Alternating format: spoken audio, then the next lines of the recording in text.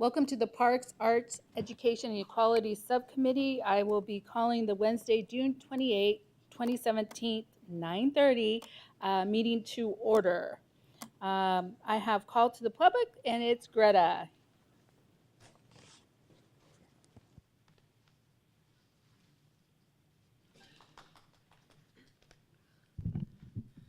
Thank you, Madam Chair and Council Member. Congratulations on being able to make it here this morning. I know Danny is working at his full-time job as a fireman in Glendale. My councilman, who is habitually absent, is sitting at home in his boxers having a cup of coffee, casually listening and maybe contributing something shallow. I just want to remind you that next week, is the best of my understanding, the repayment of the $15,640,000 that was stolen from the 3PI fund 4 1/4 years ago, with approval by this committee and passage by the council, 8-1, Mr. Waring being the one negative vote. It's been 4 1/4 years, and not one penny of this has been returned, not one copper cent.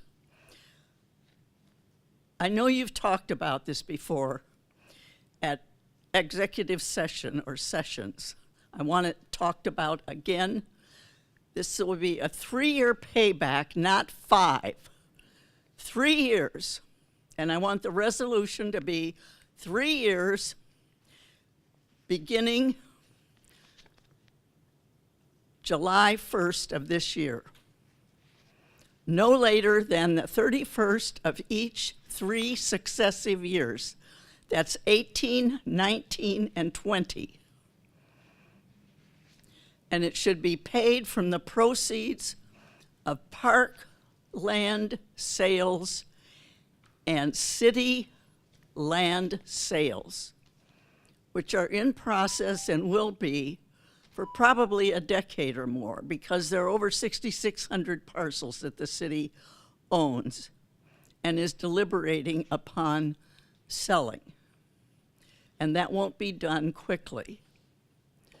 But it's all city land, and all proceeds should first and foremost go to pay off this $15,640,000 that was stolen. The commission of capital felony was grand larceny by the city of Phoenix and fraud, misapplying to a use not authorized. Thank you. And Greta, I got news that Councilman DeCiccio, he's with his father, and so he's with his father. His father is ill at this moment. So, yeah. So I just want to let you know.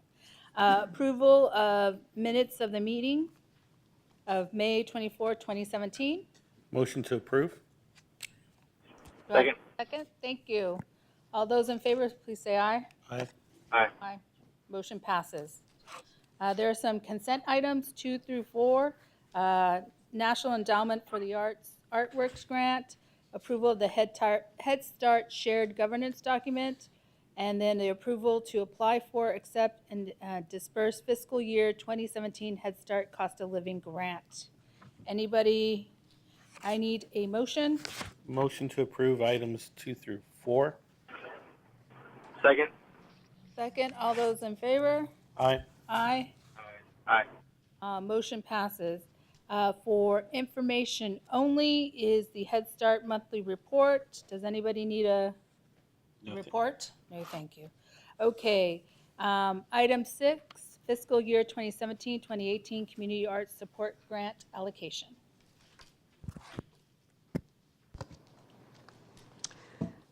Good morning. Good morning. Vice Mayor, members of the subcommittee. Just commenting that we have a new guest.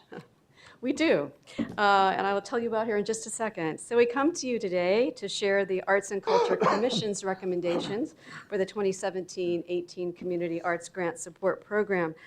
These recommendations include 63 grants to 54 organizations totaling $865,346.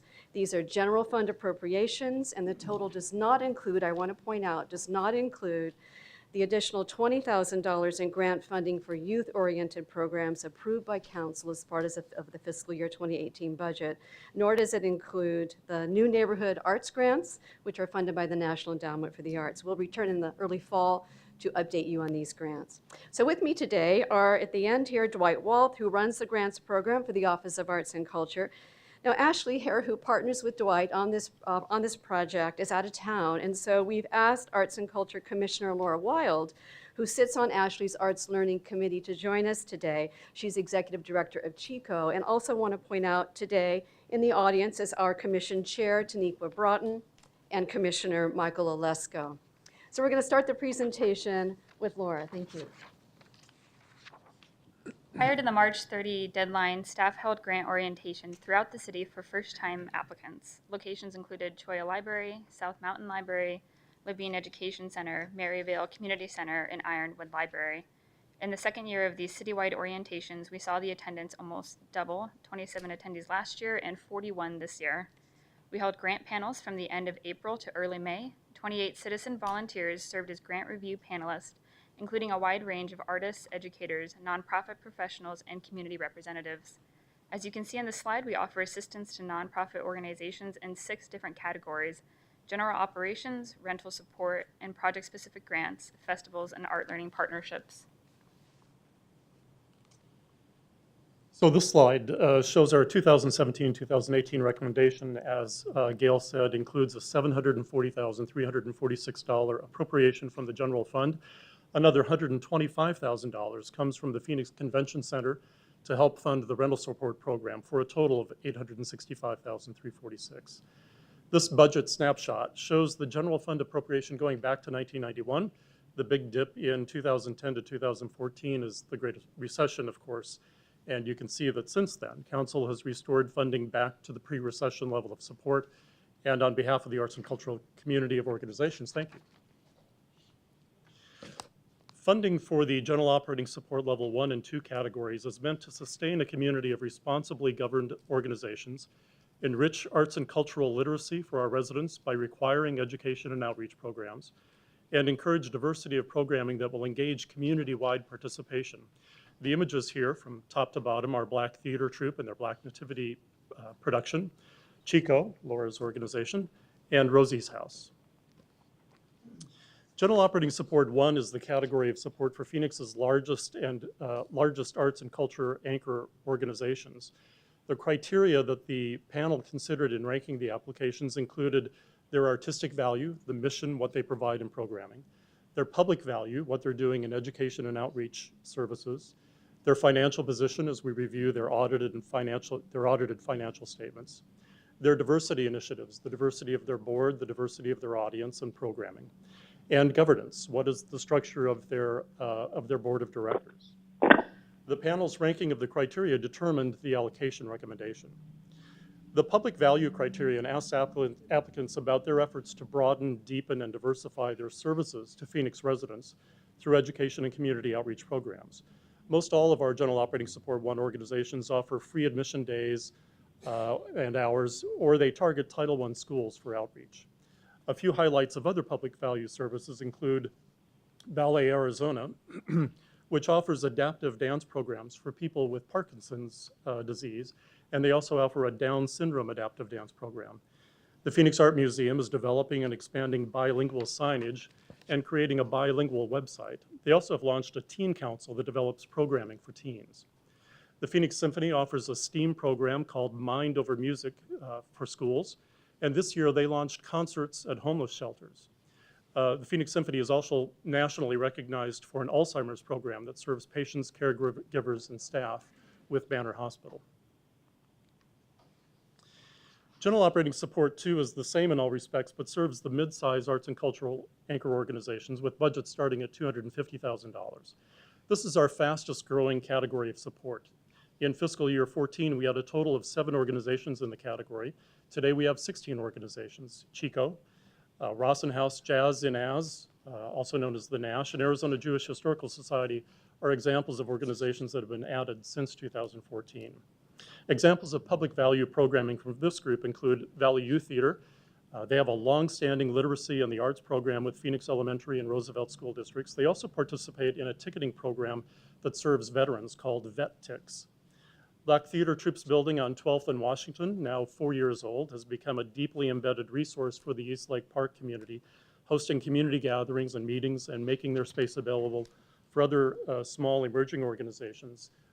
This past season, they collaborated with Teatro Mexico for their space. Chico has a Say Yes to the Press program that's specifically designed for access and equity in partnership with Children's First Leadership Academy, which serves homeless students in grades K through 8. Our General Operating Support 3 category supports our community-based arts and cultural organizations with budgets as small as $25,000. In this category, the organization receives a flat recommendation of $5,000. The criteria used by the panel is based on the organization's efforts to either grow or sustain the organization. Examples of areas important to growth and sustainability include program planning, financial system controls, and board development. The images here from top to bottom are North Valley Orchestra's Youth Orchestra, Young Arts Arizona, and Cultural Coalition. New to this category this year is the North Valley Symphony Orchestra and also Rising Youth Theater. And examples of public value programming in this group includes iTheater Collaborative. They produce a play reading series at the Heard Museum called Finding the Circle, which is a joint effort to encourage development of Native theater companies and Native playwrights. Grand Canyon Men's Chorale partners with Southwest Center for HIV/AIDS and 1 in 10. This past year, they changed the location of the rehearsals to remove transportation barriers to participation, resulting in a significant increase in low-income and minority choral members and members with HIV/AIDS. Cultural Coalition offers bilingual programs at Phoenix Center for the Arts, at the request of the center, to accommodate parents and children who are Spanish-speaking. So in our 3 levels of general operating support, we serve organizations in districts 1, 2, 4, 5, 6, 7, and 8. The rental support program goal is to provide cash flow assistance to organizations that are the primary users of Symphony Hall, Orpheum Theater, and Herberger Theater, all city-owned venues.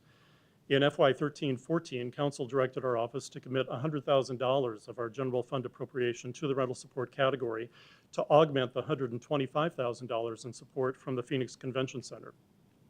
These funds are intended to bridge the time lapse between the rental costs incurred and the revenue they receive from ticket sales. On average, the grant represents about 30% of the organization's total performance rental costs. As an eligibility requirement, the organizations need to offer education and outreach program. These images are from top to bottom, students attending productions at Herberger Theater, Ballet Arizona, and Arizona Opera. Rental support program grantees include Arizona Theater Company, Center Dance Ensemble, Valley Youth Theater, and iTheater Collaborative, which are the primary users at the Herberger Theater, and the Symphony, Opera, and Ballet, which are primary users of Orpheum and Symphony Hall. The awards are based on the number of performances and the number of seats in their performance space. And now Laura will take you through our project grant categories.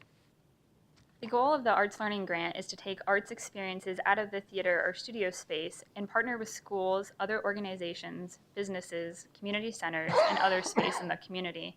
Grant awards are for amounts up to $3,500 or $3,500. New organizations are highlighted in the slide shown. The first photo is School of Hip Hop Phoenix.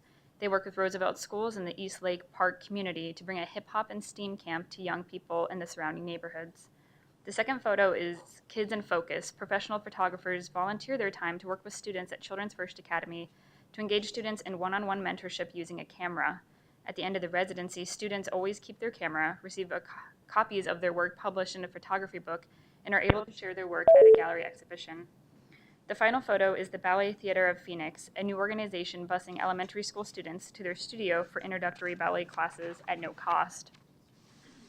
Here's a look at the Arts Learning Grant recipients for fiscal year 2017 to 2018. Almost all of these organizations are small and or growing organizations that depend on these funds to expand their projects and partnerships. The festivals category supports Phoenix-based festivals that celebrate either an art form or a culture. Grant awards are for amounts up to $3,500. Pictured first is the Arizona Lao Association. This is a New Year's festival based in Laveen and a newly funded in a category this year. Next is a photo of returning grantees Arab American Festival, which has been in the Valley for over 20 years, and Flamenco por la Vida's Festival de España. As mentioned, the festival's category has grown this year with new grantees like Arizona Lao Association, as well as Furious Style Crew with a Hip Hop Anniversary Festival, and Teatro Bravo, which will be hosting a Body and Soul Indigenous Food and Art Festival in South Phoenix. We're excited about all of these new grantees in the Community Arts Grant Program. We will continue our efforts throughout the year to identify groups in all council districts and communities in Phoenix that qualify for funding in our various categories. So there's a summary in your packet listing all 63 grants for a total of $865,346. And again, this total doesn't include the new allocation of $20,000 or the neighborhood arts grants. So we seek your approval for these recommendations from the Arts and Culture Commission. Are happy to answer any questions you have about these grants or our process. Are there any questions? Just a comment. I just really want to thank you for we talked about diversity and spreading out the programs throughout the city of Phoenix, that at one time it seemed like everything was happening in downtown Phoenix, which is good for District 7 and 8, but the rest of the districts weren't actually benefiting from it. So it looks like you've worked really hard to include all the different districts and include all the different art groups that are out there. And I know that the key project that we asked you to do is look into educating our youth, and especially with the schools being cut with their music and arts and all that we needed to pick up the load, and it seems like you did a great job in doing that, so thank you. Thank you, Council. We've made a concerted effort in trying to address those matters through this program. Do I have a motion? Motion to approve? I'll second. There's a second. All those in favor, please say aye. Aye. Motion passes. Thank you very much. Thank you. Great work that you guys done. Process. Item 7, Papago Park 5K Trail update.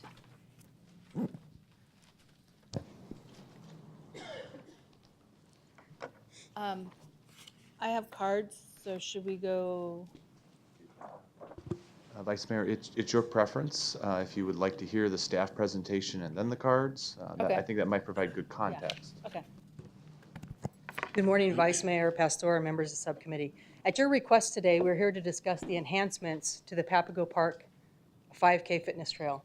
Alonzo Avitia, the Deputy Director of the Natural Resources Division, is here to present today. Alonzo? Thank you, Inger. Vice Mayor, members of the subcommittee, just some information on the Papago 5K Fitness Trail. It was really intended to enhance and augment and improve the amenity at Papago Park, and dedicated a 3.1 mile, or basically a 5K fitness trail, just because there were a lot of requests of those type of activities in that space.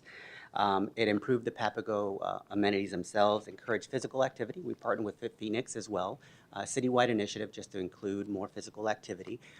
This was one of our first opportunities to include that in our natural spaces and in our natural resource division, so we're very excited about that. Another portion that it really helped with was clearly delineating the trails in our areas, and that's one of the topics of conversation we'll get a little more into, but it was really intended for that as well. And again, to meet the demands of that type of amenity or special event space. There is a governing or a guiding 2010 Papago Master Plan that we obviously do consider and look at as we move forward with any kind of recommendations or improvements to Papago Park.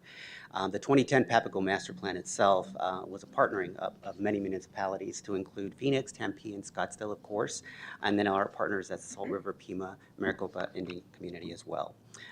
In respect to trails and trail systems, it was really intended to look at the trail delineation out there. Papago Park is one of those spaces that gives you the impression that you can almost go anywhere when you're out at Papago Park, just because it has a nice wide open space. And so that does cause that issue of what we call non-designated trails or spider trails or social trails, basically trails that aren't in our trail system, that aren't marked, that have that appropriate signage so people know where they're at. And overall, as far as the theme of the Papago Master Plan was really to enhance that value for all park users and how we can get to that. You do have a small handout in your packet as well. I may reference it from time to time. It's a one-sheet handout, and it just has some excerpts from the Papago Trails Master Plan. It's a 2-page sided, looks similar to this, and it does have Discover Papago on the title there, and it just has a couple of excerpts in respect to this topic, which are appropriate. Shortly after implementation of this trail system, some citizens, a handful of citizens, did come to our table and say, we have a concern, we have an issue, and their main issue, or basically a theme, was to remove that trail system or remove the designated trail out of that space. We quickly met with the group, met several times, discussed about perspectives, where we were coming from in our educational piece to our public, and what we were trying to accomplish in that space as well, just to try to come up with a win-win scenario or come up with some alternatives to that situation. Unfortunately, this small group did consider the only option to be remove the trail. And at the same time, we did get positive feedback from users, previous users and new users as well. So we'll note that as well. Just to give you a little perspective on the space, most of you are familiar with the space. This is Papago Park. The red trail system that you see there, that lined out, that is the designated 5K fitness trail. There are some subsequent other trails that are existing as well in that same space. A total of about 8 miles or so of trails. That's including the new 2 miles of designated trails that we added to that piece. And if you were to look at that, it's really this white portion that just fell into the map there. So the rest were existing. Unfortunately, again, I mentioned we have designated trails as an ongoing opportunity to address issues out in our mountain parks and preserves. That location where the white trail was used heavily by users. So we try to incorporate, again, based on the master plan, those non-designated trails that we thought were able to be sustainable and improve those. When you say we try to incorporate it, who's we? The Parks and Recreation Department, specifically the Natural Resources Division. So we have our park ranger force who are in there, of course, obviously monitoring the daily use. We have our Parks Development section that works on the construction phase and make sure we're up to standard with the type of trail system and make sure it's sustainable. We'd hate to put something in that's not going to be sustainable. Okay. Ours is really the we. Along with the dedication, and I will include we in that, is our partners, which I'll go into now. That also includes we as far as who we discussed this with. First off, the citywide health initiative of Fit Phoenix obviously was at the table to discuss this opportunity with us. Local businesses in that area, specifically Smart Practice, really came in financially as well to help support that. Their users, their local business group, a medical group from that area, who also came to the table to say, we use this on a daily basis, on the weekdays, weekends, and we'd like to see some improvement and we'd like to help the community in that respect. We also partnered with service project partnerships with Mission Continues, Wounded Warriors, Red, White, and Blue, and of course Volunteer Outdoors Arizona for the implementation piece. Again, these are Phoenix-based groups as well, who are some users, but also we're looking for a possibility to give back to the community. So we inserted that piece as well. A little bit of the trail improvements themselves was the fitness equipment. There was fitness equipment along the trail already existing, so that was refurbished and re-put and recycled along the trail where there could be better use for that space. Decomposed granite was used for the delineation of the trail, and that's one of those unique conversation piece that we mentioned earlier. Being it decomposed granite and not so natural obviously calls a little more attention to it, but it serves a great purpose in this space.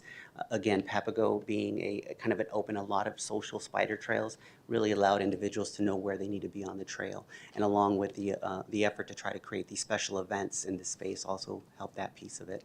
New signage, which is a big piece of the master plan in our efforts as well to continue putting up the new signage along with trail markers. This one fortunately had some funding, so we had some new boulders, and that was donated money for boulders with markings on it to fit the environment as well. That portion there, at least your handout is on page 83 with that effort of the master plan to do some special events. So what we saw quite a bit of increased use in that space. Probably for two main reasons. One, it's clearly delineated, so people were able to stay on the trail they were supposed to. They weren't guessing where to go on that trail system. That probably has to be a big piece of it. And then also the second piece is the special event piece that's coming in as well. As you see these trends, these numbers started in August and leading into May. Those numbers are pretty impressive. Those are monthly numbers from 1,700 with the high in almost close to 7,000 in February and March. So very impressive numbers from all types of users. Again, primarily, I think people obviously were enjoying it. We got some new user groups into it, but also allowing the people to make sure they stayed on the designated trail, which created this kind of positive use. The trend is normal, though. The trend is normal throughout our mountain parks and preserves. You can imagine it does get busier on those cooler months. So we see that all over as far as the mountain parks and preserves, but we just hadn't seen these type of numbers in this space. When we were doing these pieces, of course, we did do the 404 permitting and an environmental piece as well to make sure that what we were doing is accurate and to standard for our Parks and Recreation Department. What we saw immediately was just a variety of users coming in, multiple users at the same time, whether it be family, because they can take the stroller, they can take the child, it could be a walker, there can be that kind of scenario, along with obviously your friendly, your pets as well.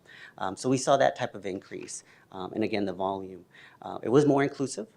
Although it's not an ADA accessible trail, it is not an ADA accessible trail, I'll mention that, but it does provide access to a wider population with different mobility issues. So again, it's a new user group that was able to potentially participate in this great space.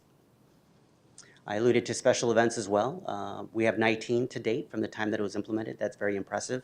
A variety of different user groups have come out to use that space, from high school groups who use their running or use their races there. Again, it's a 5K fitness trail. It's a designated 5K fitness trail. To other partners as well, as you can imagine, but 19 to total, and it's an impressive number for special events. I will note there has been obvious public discussion as well, both internally with our groups and the individuals who may oppose to it, to try to come up again with a win-win or a possible solution or some alternatives. When that wasn't really going in that direction, we did open this up again to public comment in general. It did go to our Parks Board in February. And it went into our Sonoran Preserve Subcommittee. Our Sonoran Preserve Subcommittee heard the item on April 17th. They had a working session with both the people who may not see the benefit quite clearly, and then of course other users who again are at the table saying this is a great amenity. We'd like to see this and more, quite honestly. It did go back to May 22nd to the subcommittee. The recommendation to the Parks Board, which will be going up in August, is to keep the fitness trail, just because that was put on the table, remove the fitness trail. And based on their review, and we do have our chair for the Sonoran Preserve Subcommittee in the audience today. I believe he submitted a card, Mr. John Furness. More than happy to sit up at the table as well if you'd like, or of course he has his comment card submitted. But I'd like to thank him for his time as well, and he's in the audience. Mr. John Furness, if you can raise your hand. Very nice. So again, really the intent of this piece of amenity was to bring an enhancement to the park, improve the area space itself, and just create a more inclusive opportunity with the effort to try to keep people, quite honestly, on a designated trail.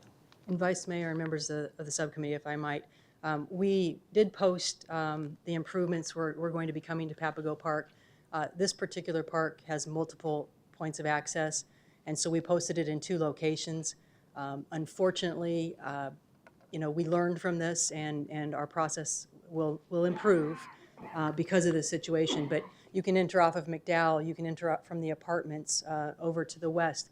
You can enter at many places off of Van Buren, off of Galvin Parkway.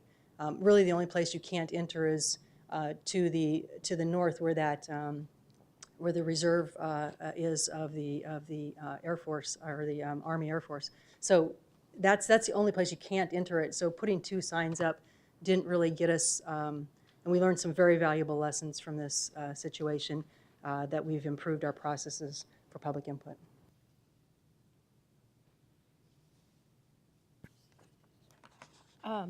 I have cards, and John Furness.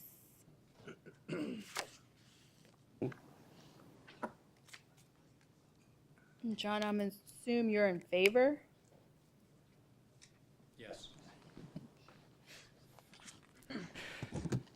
Thank you, Madam Chair, members of the board. My name is John Furness. I'm a member and chair of the Phoenix Sonoran Preserve Mountain Parks and Preserves Committee. It's a committee paneled 1989, I believe it goes back when it was first targeting the preserve acquisition up north. That committee's been modified, and its charter's been modified to broader meet public input needs of the National Resource Division, the Parks Department. We're 7 members from the greater Phoenix area, all private citizens, all volunteers.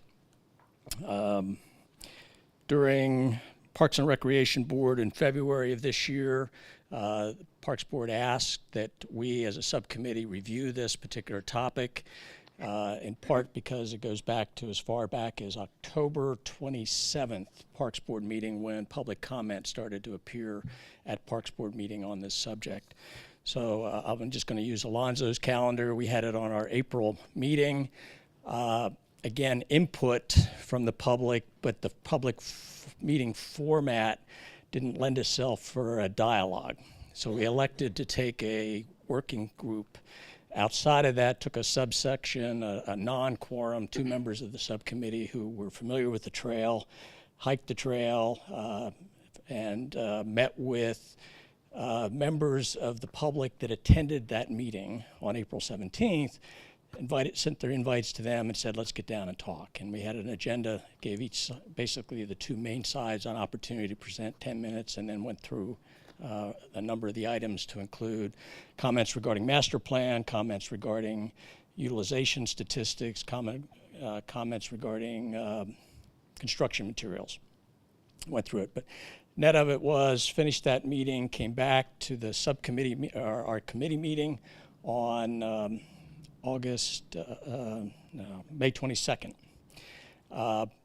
Jerry and I took the opportunity to brief the rest of the committee in discussion, also took additional public comment, put forward a recommendation that the trail stay intact. Through course of discussion with the committee, recommended an additional recommendation, and that is that the Parks Group, NRD, go back and look at the possibility of use of stains or some other material that could bring the concrete in line with the surrounding environment. A little late to try to tint it now, but later, at least also in terms of our report going forward, would be serious consideration of using more aggressive tinting for concretes used in the parks and preserves. It's a requirement for managing washes and erosion, so you've got to use it in places. The question is, does it have to appear like stark white concrete? So the net of it was the 7 members present unanimously voted in favor with the addition of go back and investigate concrete staining. Thank you. Thank you. Thank you for your work. Ryan Cannon? You guys said that, right?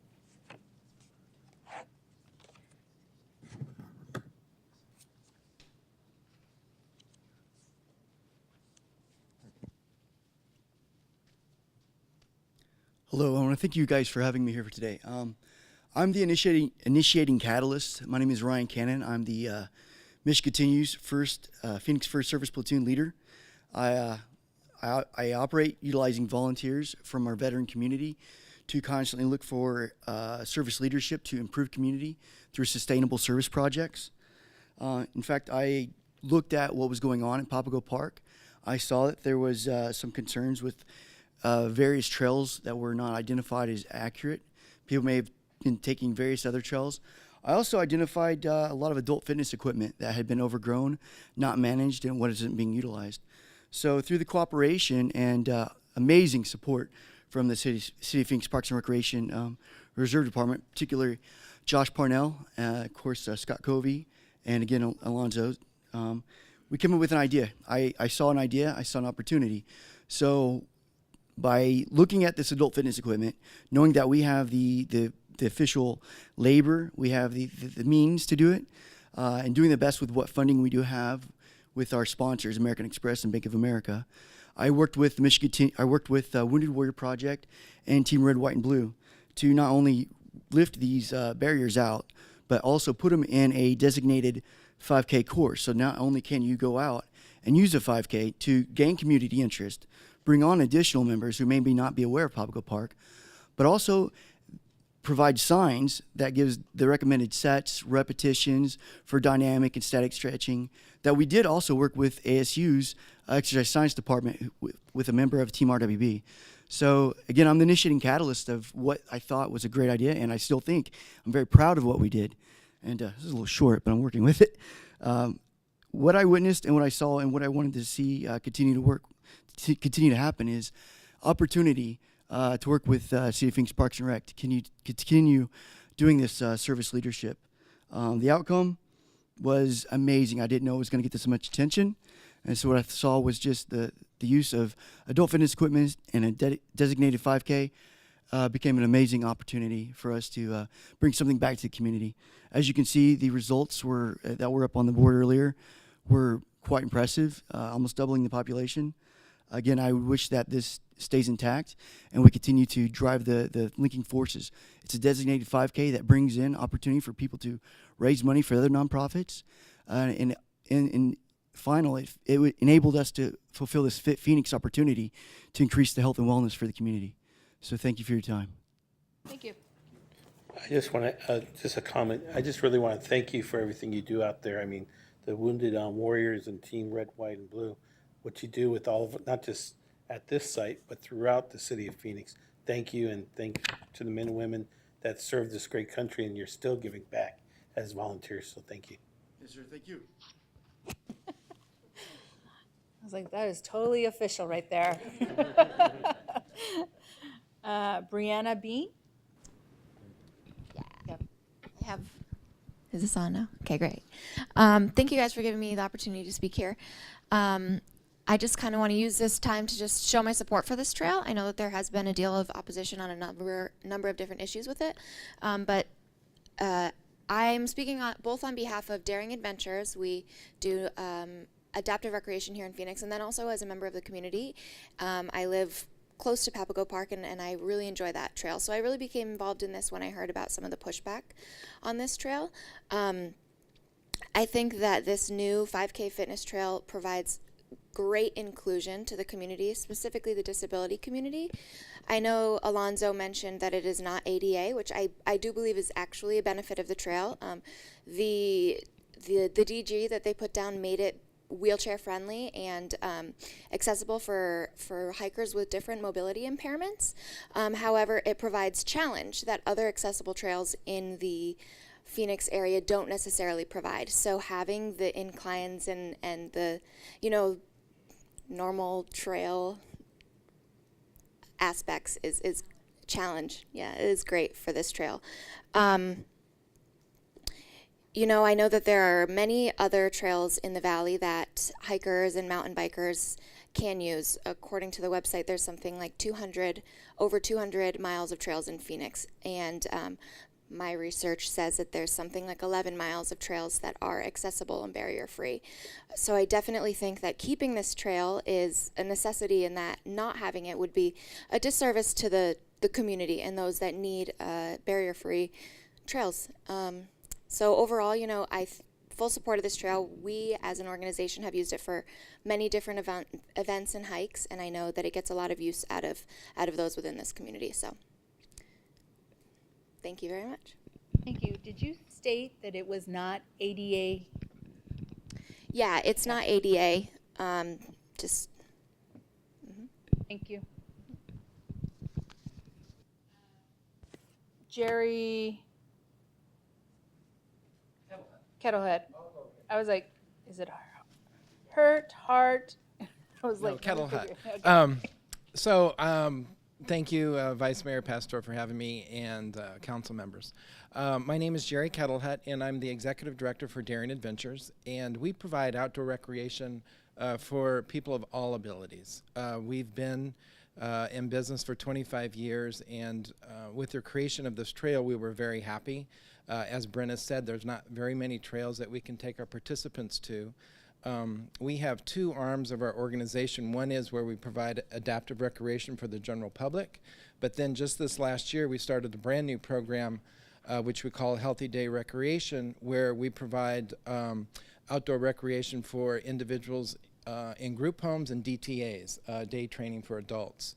And it has really been a magnificent enhancement to our program, where we can take a person out to this trail and they can get to use it within their ability, and then we are there to assist them, whether they're in a wheelchair and so forth. But as Brenna mentioned, it is very important for an individual to really kind of push their limits. Our tagline is we want to get you to your Everest, and this trail really allows a person to do that. because it has all the different types of skills that are needed to navigate that and so forth. So thank you so much. Those are all the cards. Has any of my colleagues have any questions? I know it's possible action. Are we actually voting on No, we're just getting an update and information. Go ahead. Yes. No, just a comment. I appreciate everyone coming out and speaking up. Thank you to our parks team. It's part of the Fit Phoenix initiative. We have Fit Phoenix walking trails in parks today. We have programs with senior centers, after-school programs. The idea is to become one of the healthiest cities in the country, and nothing stops Phoenix from becoming the healthiest city we can be every single day. And it needs to be a program that's for everyone. And so this is very important. Now, I was in that photo for the ribbon cutting, and I'm very proud of that trail. And I also met with neighbors who, later realized that there was a paved trail and wanted to meet. And so I met with the neighbors there. I even worked with city staff to figure out what options would be, if any. Of course, I will always advocate for a public process. It has to be a public process. It needs real public input. And so this is a great update. I understand that there are some who aren't supportive of having a paved trail.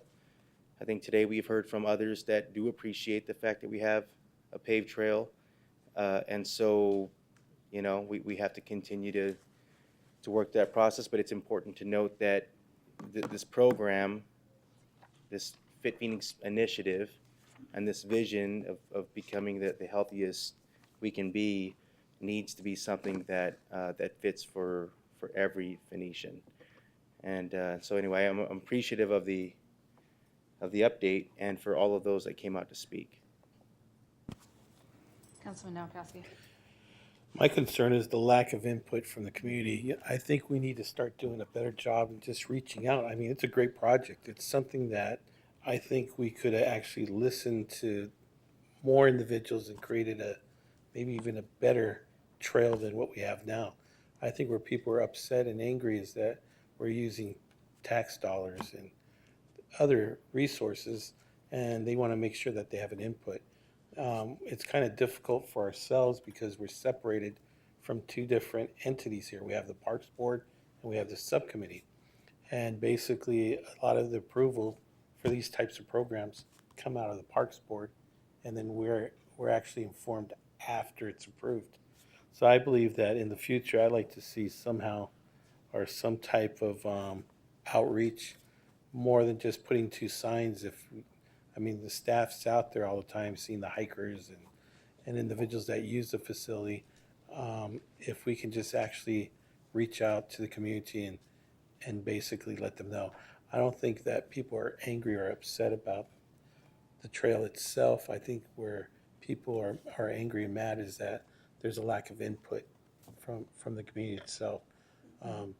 And I always thought it was a trail that's ADA compatible, but we're hearing that it is, but it isn't. But it's a good thing because it's challenging for individuals with all abilities, and I like that term, all abilities. And I think that we got to find that common ground where we bring everyone together, right? So that's the only input I have or concern. Thank you. So one of the concerns that I face as a chair is that, and many of us face it, sit on this Parks Board, is that as Councilman Nowakowski has stated, we have a Parks Board. And a lot of things happen through the Parks Board, and they have a greater authority than the subcommittee. And people don't understand that because the board, it's in the charter, and they have the ability to make decisions. And then as a committee, we get the decisions or the aftermath of some of the decisions made and the funding and every other dynamic that goes along with it. And then people, our constituents or the city across the board feel like, why didn't you say something or why didn't you do anything? And so this is the push-pull me that we have, I would say internally with the board and a subcommittee. And the reason why I brought this to put it up on our subcommittee was due to the fact that I was getting a lot of constituents questions and asking what happened. I wasn't aware of it because I'm not aware of everything that's happening in the parks. You're not? And so, no, and I can admit that. And so when it started to bubble, what really concerned me was the public input and really the lack of the public input. And so that seems to be a thread or a theme that we're obviously needing to fix. And I think and I believe that everybody should have access to the park and the mobility through the park. And through this whole process, we have opened up access and mobility. The reason why I had asked you a question about ADA was because I was told that the reason why the sidewalk was placed in there, why it was in there, was for ADA compliance. So that's why I was like, wait a minute, you just told me something totally different than what I was told. And so it's, I guess, good to hear in the sense that that it provides challenges and it provides a different form of, I guess, exercise and pushing yourself, your will internally. You guys have more will than I do, and in those challenging courses. So that's the good upside about all of this. And the upside about it is that it opened up a whole new world for many people. And I think probably we wouldn't be at this point if we hadn't had conversations and had opened it up and did our due diligence in order for people to understand across the board what was going on. And so those that brought this to my attention, I noticed are not here. And so I would have loved to, just have heard, okay, this is what happened, this is how it happened. We can admit to that there wasn't a huge public process in this. This is how it was come about, but look at what it did. And look at how it opened up a whole new world for everybody else. So I'm not really sure if I will get any more comments or dialogue, but I just want to let you guys know in the audience how it ended up here and why we're managing it the way we are. So just want to let you know, I was told that the Parks Board voted to keep the trail, and that's my understanding. Vice Mayor Pastor, members of the subcommittee, it will actually be going to the full Parks Board in August as a result of the recommendation from the subcommittee, the Sonoran Preserve Subcommittee. Okay. So they will have another opportunity to come and talk at Okay. August's meeting. All right. Well, thank you for your information. Next item is Parks and Recreation Public Input Process. Vice Mayor Pastor and members of the subcommittee, so our last topic leads perfectly into this topic. This topic was requested at the May meeting as well. And so we're here to give you some feedback and information on what we currently do for public input process. It is important for us to hear from the community. It is important for us to have comprehensive input to plan parks, to not only meet the needs of the community, but to hear what the wants are and what we can provide to each community. Each community does vary. Some communities want pickleball, for example, and other communities want soccer. So not every community wants the same things. The types of public input we have are for input for new and revised master plans. For example, a park that is being redeveloped would be one of those new master plans. But we've had situations where we've done master plans in the past and didn't have funding to go forward, and so those master plans sat on the shelf. If it's been more than 5 years, we go back out to the community because things change in 5 years. Capital projects that would include things like buildings or courts, those types of things. Playgrounds, building a brand new playground. Some parks don't have playgrounds. So if we're going to build a brand new playground, we get input from the community. If we're going to renovate a playground, we bring 3 options and we let people choose. Trail development as well, especially particularly trailheads. Apache Wash is a good example of that. The opportunities for people to give public input, each project is a little bit different. Some are smaller, some are larger. We have steering committees, and at the steering committees, there's a group from the neighborhood that's selected. We usually ask the council for ideas of people who might want to serve on that committee, and we take those folks and create a steering committee and invite people to come in. Neighborhood meetings. If people can't come to meetings, we put things online so people can give us feedback there. Review by the Parks Subcommittee as they're needed, and Parks and Recreation board meetings as well. We have these events called Say Hey, and so we have an event at the park where we have staff just there and we have a couple of boards up and they give options. You see the picture right here where kids are putting stickers on which playground they might want. We also put information signs at the park so people who, again, can't attend those meetings can give us feedback. The way we notify people, it varies again depending on the particular situation. We do use the NSD Neighborhood Services Department to help us get to some of those community groups that they have direct contact with. Sometimes churches. If a church right next door, one that I remember quite vividly is one up in South Phoenix. The church right next door really had a lot of input into that particular park.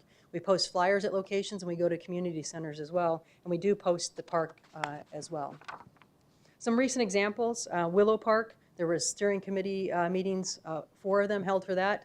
We also had a community meeting with comment cards so people gave us their feedback. They did the dots so they could tell us what they wanted, and we did put a coming soon sign up. That park is 2.22 acres, so it's a smaller park. The tennis center, a variety of meetings with the community on what they want to see in that tennis center building.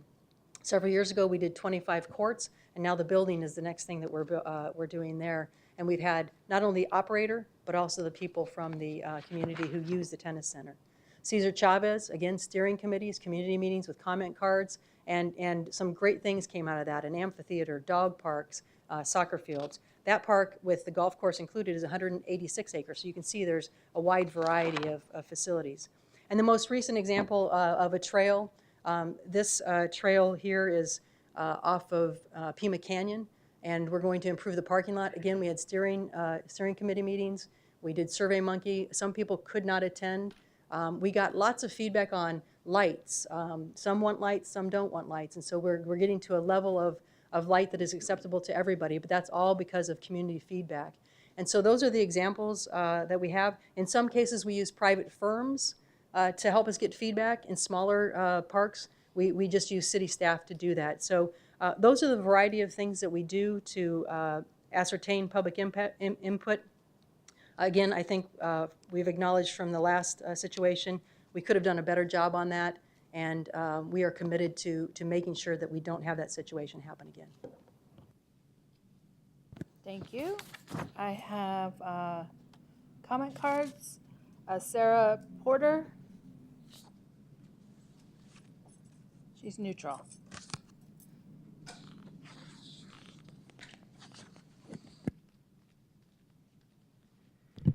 Well, good morning. I'm Sarah Porter, and I have the privilege of serving as the chair of the Phoenix Parks Board, and I'm in my 2nd term. And I always say it's the best volunteer gig that a person can ever have. Because in my years, I think I'm maybe in my 7th year, I've learned so much about the parks system. Councilman Nowakowski's wife was somebody who was a mentor to me when I first started on the board. I realized she knew an immense amount about the park system and that I needed to learn it.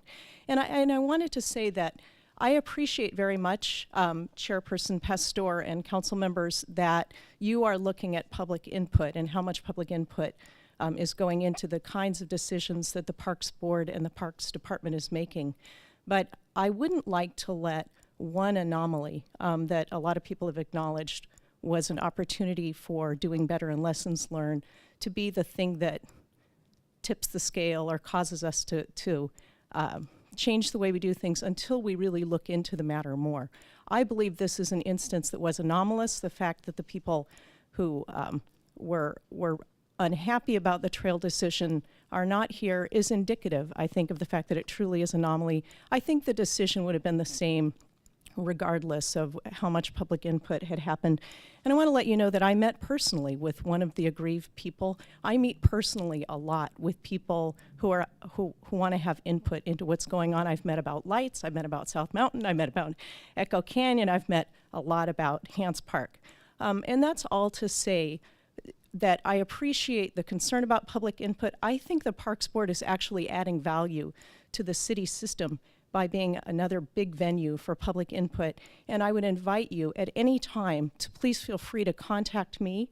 And I would love to work with this subcommittee to make sure that we have the best possible processes for public input. Thank you.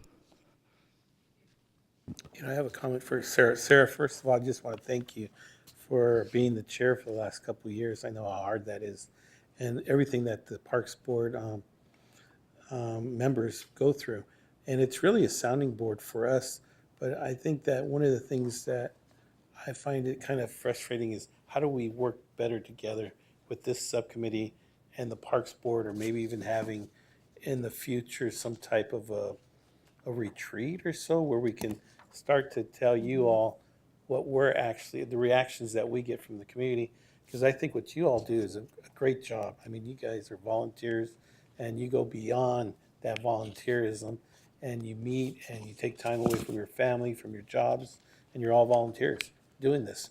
And I think as an elected official representing a certain district, I think it's important for you all to hear what some of the concerns are that I'm hearing from individuals that live in my district. I think we just need that lines of communication somehow, right? We would welcome a discussion about how to open up lines of communication. Thank you. Thank you. Thank you. John Furness. Did I say that right?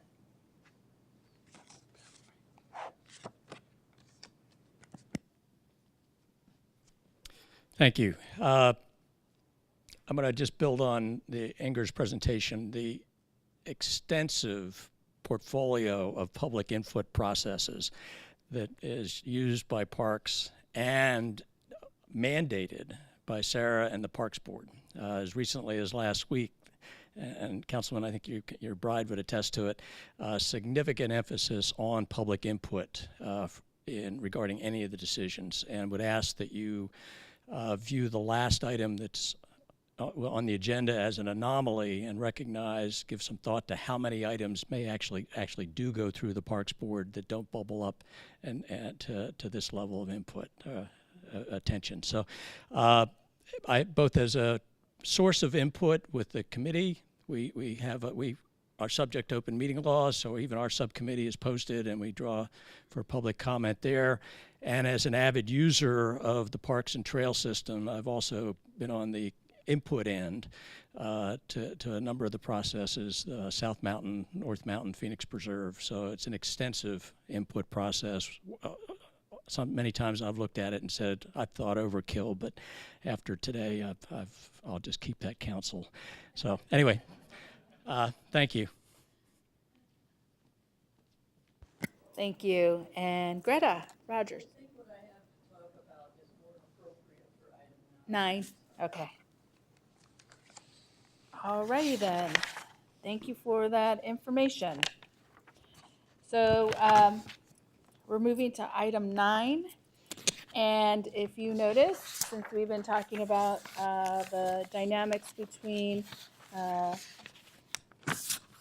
the committee and the Parks and Recs boards, I have now started to include, starting today with this meeting and then in the future, to start reviewing what's on the Park Board agenda to see if there's any items that then we need to discuss, or if we have heard uh, anything from our constituents so that then there's a dialogue.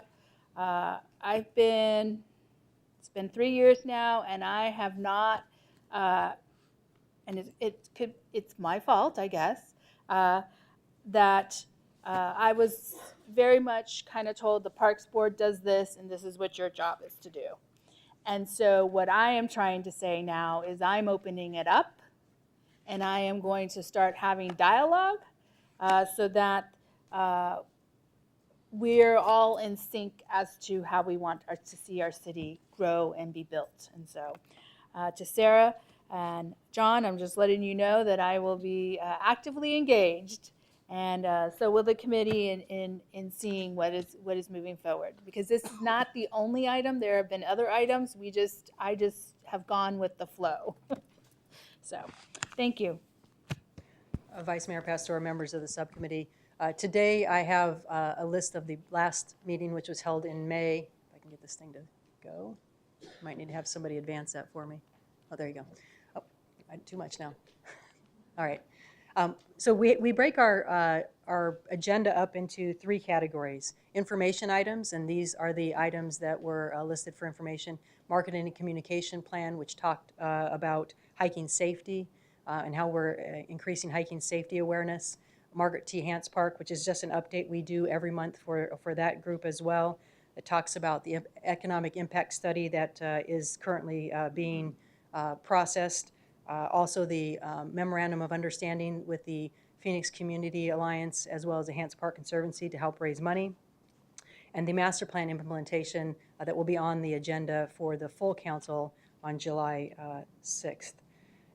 South Mountain Park Preserve infrastructure, we're getting ready to make some improvements there. So again, one of the reason these 2 items are on the agenda for the Parks Board is again so that we could make sure that people were aware projects were starting and putting it in the forum where people would see that. So South Mountain Park, the 2 areas that are going to be improved first are going to be Pima Canyon, which is on the south side of South Mountain, and then the entrance point in Big and Little Ramadas over on the Central Avenue side of South Mountain.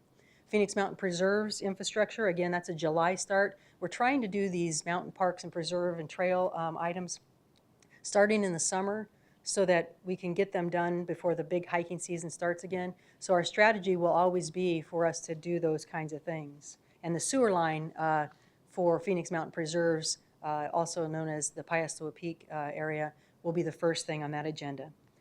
The second area is information and discussion items. So we had a verbal report on the Little Canyon Park and what the Grand Canyon University and their contracted public information gatherers are going to do. They're going to go and have 3 meetings so that those meetings can be gaining the interest of what the community wants around there. So that was just a verbal report. There were several individuals there to talk about that. Overall, if this is something that happens, if the feedback we got, if the park does get relocated, they want it to be a bigger, better park. So that was the feedback we got from them. But there will be more meetings to talk about that. The North Mountain Communication and Facility and Tower Road project, that's the road that's off of 7th Street. And they're going to be improving the road and the tower up there. So there will be some impact to hikers. And again, we just want to make sure people are aware of that. There will be a moment where that road that people like to hike is going to be closed because of the improvements that are being made. Then we have consent items, which basically are usually the minutes and other things. South Mountain Tower, that type of item are on the consent items. And then the policy, the request for approval for a commemorative rock. This is to honor the young man Cody Flom, who was 12 years old, and he lost his life last year while hiking when it was extremely warm. So that was approved. There is an opportunity to make a temporary roundabout, a permanent roundabout out right there on 15th Avenue and right by the Palo Verde Golf Course. So they needed a little bit of space off of our parking lot. We will have the same amount of parking spots. They'll just reconfigure the parking lot.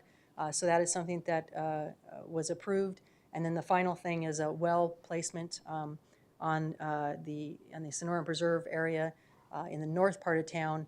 There's an area, a landfill that has contamination, and so this is just to monitor the groundwater so that the right things can happen to make sure that it doesn't affect the drinking supply. And so that was the agenda from May. If there are any questions, I can certainly answer them at this time.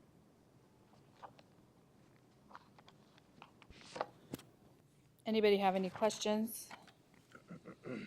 I just have a comment. I remember sitting on this committee, and I think the chairperson was Tom Simplot.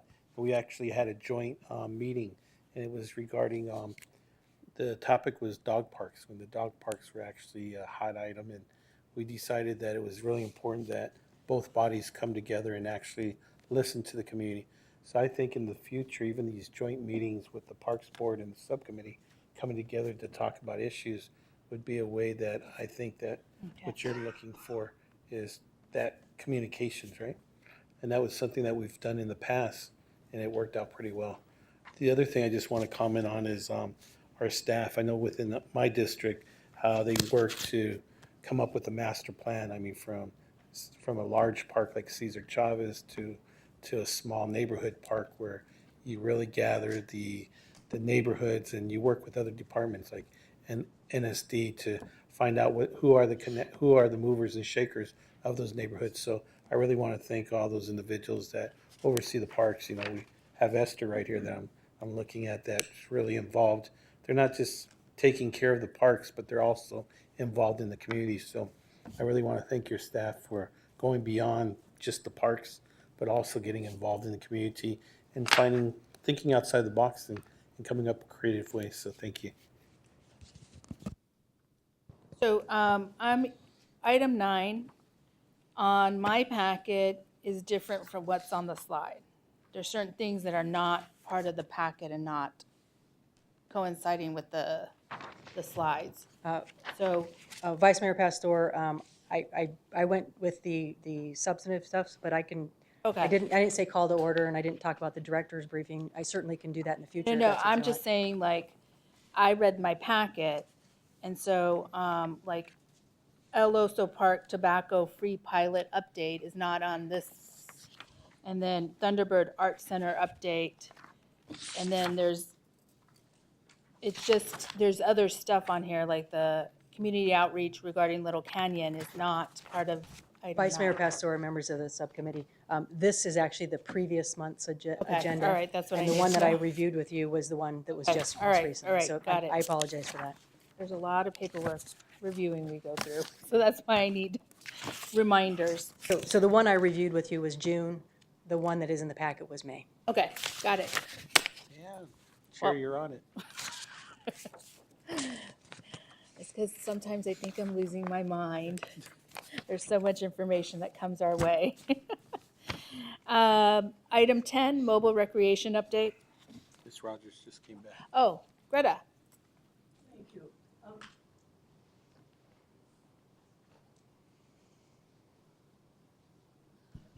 I just want to ask that we have a full report for the fiscal year that will end in 3 days on the golf courses and the operation and the financials. Thank you.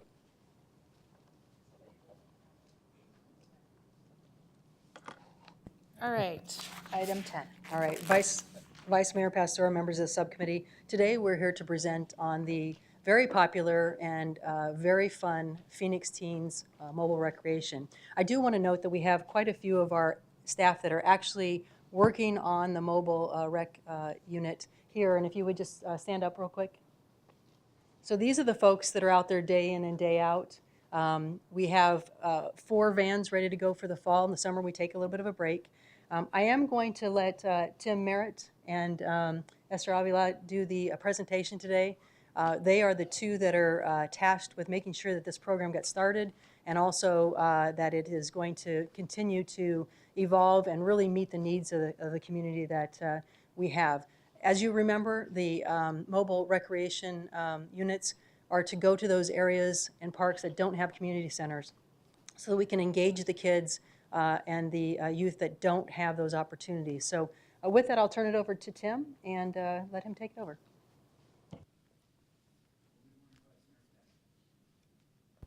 There we go. Good morning, Vice Mayor Pastor and members of the subcommittee. In 2015, the Parks and received input from community members about the need to reach out to youth in the community. The 2015 budget process designated $200,000 for the mobile recreation program, and as a result, the mobile recreation program was developed and was launched at over 25 city parks, and we've reached out to 1,500 youth and teens so far. The program was designed to provide supervised positive opportunities for youth and throughout the school year in high-need areas without recreation facilities. So on November 16th, 2016, the sports van, our first van, was unveiled at Coronado Park to hundreds of children and families. This event kicked off the start of the mobile recreation program, and this program operates from 4 to 7 p.m. Monday through Friday throughout the school year, with options for additional programming if needed. So this slide shows our 4 vans that are currently that we currently have. The Music, Arts, and Culture van, we call the MAC van, is pictured on the bottom left slide. And that was the second van that was implemented into the program, and that was implemented in April. If you look to the top right, you'll see the STEM van, and that van was just completed. And then on the bottom right-hand side, we have the gaming van. We have great partners in the city, and between the Public Works Department helping us find these vehicles, because we only had $200,000 for the program, these were underutilized vehicles that are now engaged in our program and helping activate parks for us. The thing that I'd like to point out is that our Parks Department staff actually designed these logos, what you see on these vehicles. We have very talented staff, and they were very creative in coming up with these. As well, we went out to the teens and asked them to vote on what colors they would like these vans to be. So we had, I think, 9 or 10 or 12 different versions, and these are the 4 that they selected. So this slide shows some of the activities that we do when we activate a park. Some of the activities are 9-square, hockey, soccer, basketball. We also have the ability out of these vans to do arts and crafts and painting. And one of the favorite things that the kids like to do is button making. We've been averaging about 30 kids per day. Yeah. I'm noticing the vice mayor's photo. It looks like she's blocking a shot there. I don't. We were averaging about 30 kids per day with our one van that was deployed at the time, and with a high attendance of 50 kids, and that was at our Edison Park. So with that said, I'd like to introduce Esther Avila to talk about some of the partnerships that it took to make this all happen. Good morning, Vice Mayor and members of the subcommittee. We all know the value of our partners, and that is really the unique feature to what we have done this time with mobile recreation and moving forward is we capture the fun, we capture the kids, and we're out there doing all these wonderful, great things. But we also know there are resources and other organizations who have just as much great information for these youth and serve these youth out in our community. So we have reached out to these organizations, and it could be education-based. Their mission could be on health, family resources. So College Depot has come with us. Many of our city departments have come with us. We are reaching out to organizations like Collatine and what they're doing, Phoenix Center for the Arts and what they're doing, so they can not only reach out and hit target areas that they're interested in, it just enhances the program that much more. So we're very, very excited about that, and we continue to reach out to other organizations that are out there serving our youth. One of the partners that we have, obviously, is Arizona State University, and they were a huge component in the data collection. So we initially did pilot data in the onset of the program beginning. And Dr. Wendy Holtzman, who is the Associate Professor of Parks and Recreation with ASU, you can raise your hand, Doctor, was very instrumental with her students to capture the data. So they came out on the several months with us, and they were the third party set aside to capture information on different factors that the kids were able to answer.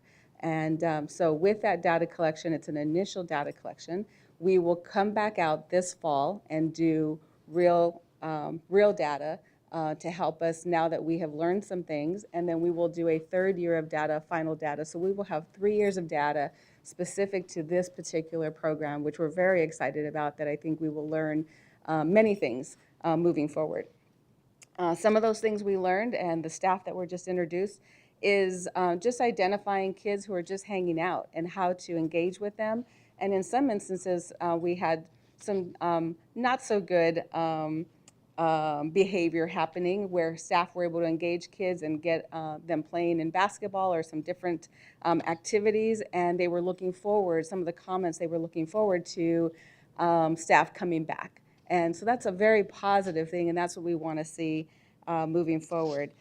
You can go and click it. We were pleased with also learning about being flexible. So some of the times that we had available, we will be looking at the hours. So when it gets hotter, obviously our kids were coming out later into the evening versus the time that we were out there. So we will tweak some of the hours that we were out there based on the season. The 4 vans, the one thing we heard the most was consistency. We purposely had one consistent site every single week, and that was where we saw the greatest strength and us being able to really get the results that we were looking for. So we will have 4 vans, 20 sites. You will have, each of those 20 sites will be consistent every single week moving forward. And staff is working all the details out on that. We look forward to the fall with the 4 vans, with all the different variety that is happening, bringing recreation, positive recreation, to areas of our city that do not have a community center or a recreation center. And so thank you very much, and we will answer any questions you may have.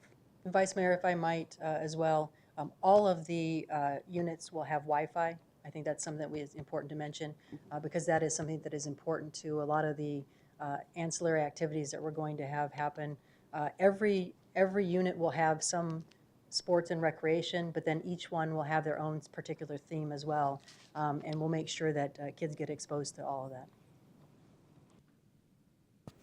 Councilman Nowakowski. We had a Star Spangled Celebration on Memorial Day weekend. It was just incredible. And once your staff was out there with all the games, and I mean that human crisscross was just thinking outside the box, coming up with games and activities for kids that it's easy, just getting some PVC pipes and creating a crisscross board and using human beings as the crosses and the O's. It was just incredible to see that.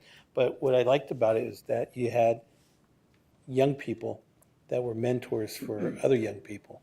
And the parents just loved it, and they were saying, how can we get this in our neighborhood parks? So I think the problem we're going to have in the future is that they're going to want 100 of those vans throughout the city of Phoenix.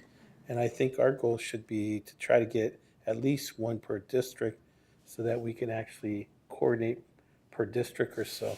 I think that it's been a big hit within the community. I can tell you that having those 5,000 people out there, that celebration, just experiencing that, and the information about the parks also, that's really important. The programs that we have, and not just sharing about the programs within the parks, but also our libraries and other resources that the city has. So I want to thank you for reaching out throughout different departments, and it becomes more of a community fair than it really is just a rec facility. The other thing in the future is also, when I was younger, we used to have different activities for teenagers, and that happened at nighttime. I know that the churches used to be very involved, but they kind of bailed out of that. And now kids aren't allowed to even hang out in the malls, and you can only go to the movies so many times a year. and there's not really any nightclubs for teenagers. So I think it's up to us as the Parks and Rec, and how can we really create activities for kids, especially at nighttime when they get bored at home and they want to do something where it's a safe environment for young people to come together and just have some good, clean fun. What's been happening is a lot of these young people, one of their parents leave and they have these backyard parties, and then somebody brings in drugs, alcohol, and it becomes a bad experience. So I think as a parent of 6 children, I think it's important that we try to find alternative things for kids to do here in the city of Phoenix. So once again, thank you for creating this idea. It's just a great idea to having these vans go out and vehicles. Thank you. Councilman Valenzuela. Thank you. I want to thank, can we stand again, please, our leaders who are leading the way, and let's give them a round of applause.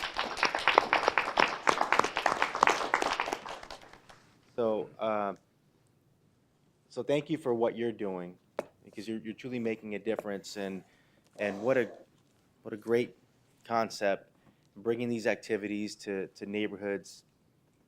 You know, many of them wouldn't have these types of opportunities otherwise. So it's more than just conditioning the body, but it's conditioning your mind as well. You know, with the other intellectual topics that are being covered here. You know, our youth is having an opportunity to express themselves through art, and you know, unfortunately, there are a lot of schools right now that don't have art. And so, you know, as we continue to move forward in that direction, the city of Phoenix is taking it to the streets and taking it into these neighborhoods. Just yesterday, we talked about a topic that is incredibly important to me and to all of us, and that's Code Phoenix, along the lines of STEM, but bringing those opportunities and that exposure to coding, computer science, to our kids or to our youth all over Phoenix. That's very, very important. Those opportunities are not prevalent right now. In fact, less than 25% of our schools in the country and our state offer computer science. So the city of Phoenix taking the lead in that respect as well. So I'm really excited about the overall concept of the mobile units, but just having this inside glance of what what they really do for our community, and having a chance to meet our young leaders who are you know, providing the time and the energy to make sure that, you know, people are catching on, and you know, it's more than just exposure, but people are taking part. I think it makes us, in fact, I know that it makes us a better community, it makes us a better city. So thank you so much for doing it.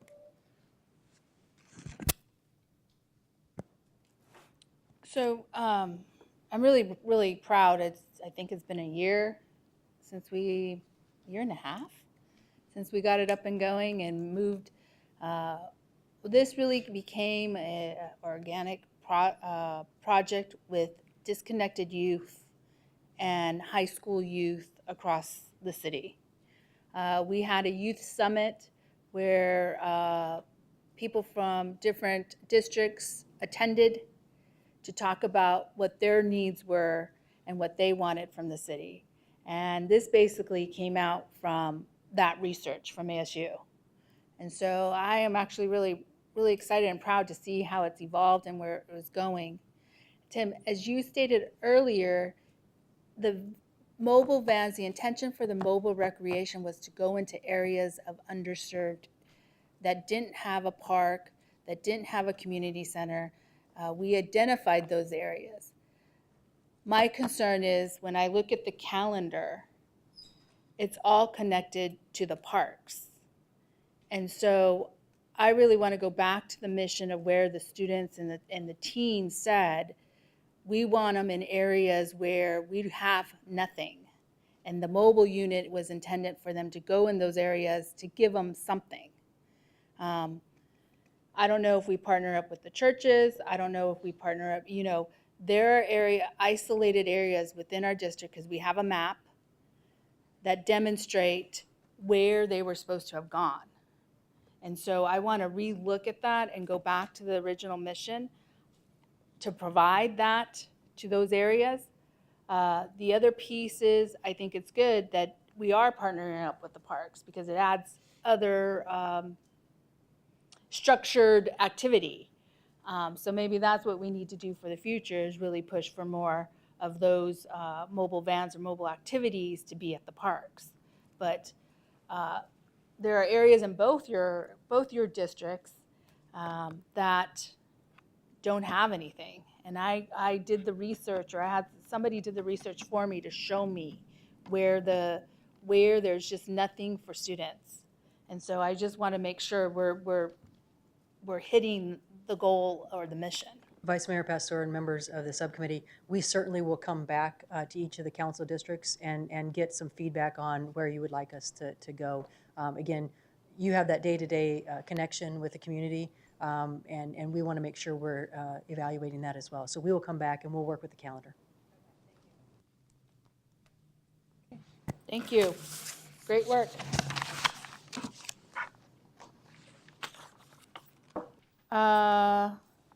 I think I'm at call to the public. Jerry Van Gass.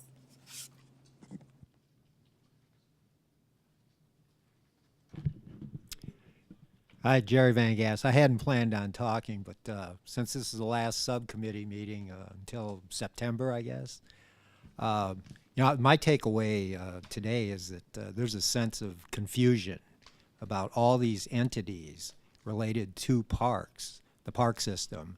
We got the Parks Department, we got the Parks Subcommittee, we've got the Parks Board, we got the Sonoran Preserve Subcommittee, and then we've forgotten to mention the 3PI Oversight Committee.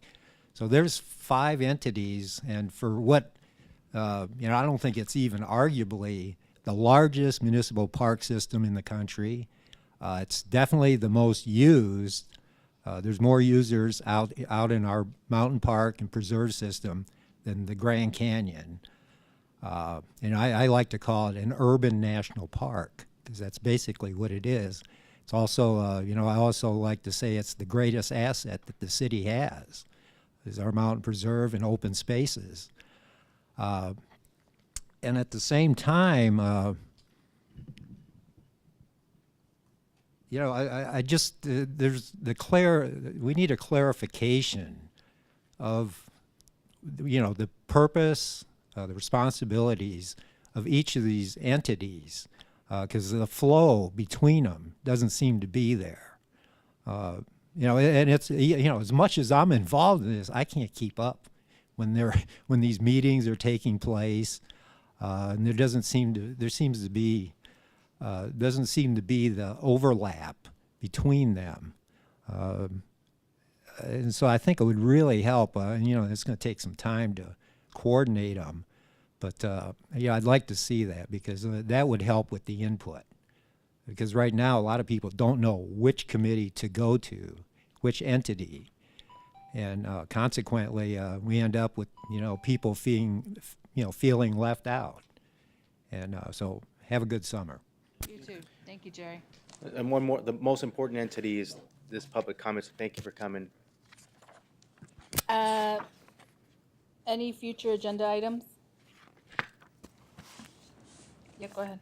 Maybe not for the next meeting, but in the future, the data that the doctor's gathering, I think it's really important to find out what the needs are out there in the community, what young people are really asking for and what their needs are. So gathering all that data and reporting it back to us would be some crucial information that I think we can help us make our decisions when we vote on different things when it comes to Parks and Rec stuff. Thank you. Or the questions, yeah. The survey. I